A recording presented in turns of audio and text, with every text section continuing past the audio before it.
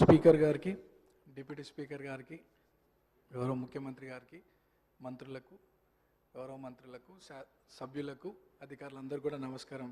Speaker sir, first time మాట్లాడుతున్నందుకు చాలా హ్యాపీగా feel అవుతూ మీకు ధన్యవాదాలు తెలియజేస్తూ, గత 2 సంవత్సరాల క్రితం ఇదే సభలో గౌరవ ముఖ్యమంత్రి గారు ఒకానొక సందర్భంలో పేరు ప్రస్తావించడం, 2 సంవత్సరాల లోపే ఇక్కడ ఈ సభలో తోటి సభ్యుడిగా రావడం చాలా అదృష్టంగా, గౌరవంగా భావిస్తూ అధ్యక్ష, మా సామాన్య కుటుంబం నుండి వచ్చినటువంటి నాకు ప్రజాసేవ కల్పించే అవకాశం కల్పించినటువంటి మా ముఖ్యమంత్రి గారికి, కాంగ్రెస్ పార్టీ పెద్దలకు ఈ అవకాశాన్ని స్వాగతిస్తూ మా ప్రాంత ప్రజలందరూ కూడా నన్ను ఆశీర్వదించి సభకు పంపించడం వల్ల అందరికీ కూడా మనసారా కృతజ్ఞతలు తెలియజేస్తూ, సార్ ఈ సభలో మాట్లాడే ప్రతి మాట, ప్రతి అంశం కూడా ప్రజల జీవితాలతో ముడిపడింది కాబట్టి సభ గౌరవిస్తూ, సభ మర్యాదలను పాటిస్తూ ముందుకు సాగుతానని, మా ప్రాంత ప్రజల యొక్క సమస్యలు పరిష్కరించడానికి గౌరవ ముఖ్యమంత్రి గారి ఆశీస్సులతో, సలహాలు, సూచనలతో మా ప్రాంత ప్రజల సమస్యలు పరిష్కరిస్తూ వారి సంక్షేమ అభివృద్ధి కోసం సాగుతాను ముందుకి,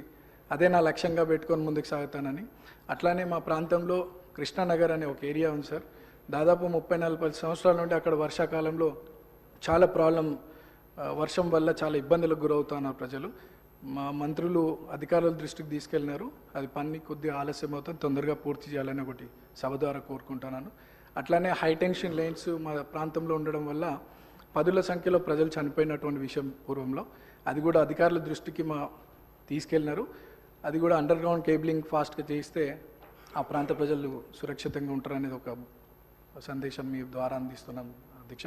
అండ్ చాలామంది పిల్లలు కూడా అక్కడ చదువుకొని 10th తర్వాత ఫైనాన్షియల్ ప్రాబ్లం వల్ల చదువుకోలేని పరిస్థితి. సో అక్కడ ఒక ఇంటర్మీడియట్ అండ్ డిగ్రీ కాలేజ్ కూడా వస్తే బాగుంటుందని ఒక అభిప్రాయం తెలియజేస్తూ, నాకు ఈ అవకాశం ఇచ్చినటువంటి మీకు థ్యాంక్స్.